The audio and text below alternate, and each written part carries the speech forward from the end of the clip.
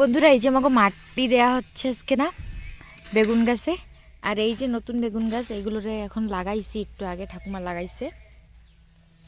কারণ এই জায়গায় যে গাছগুলো লাগানো হয়েছিল ওইগুলো মনে হয় হবে না, যার কারণে নতুন গাছ লাগানো হয়েছে।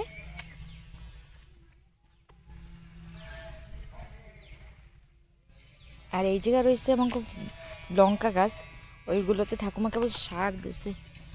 আর অনেক ঘাস হয়ে গেছে, ঘাসগুলোরেও বাঁচতে হবে। তো একটা কাজ করি, আমি ফার্স্টে যাই ওই সাইডে মাটি দিয়ে দিই, তারপরে আপনাদের সাথে আবার কথা হচ্ছি। গাছের গোড়ায় একটু মাটি দিতে হবে, মাটি না দিলে তো পড়ে যাবে ঢুলে ঢেলে। ওই জন্য একটু মাটি দিতে হবে যাতে শক্ত হয়।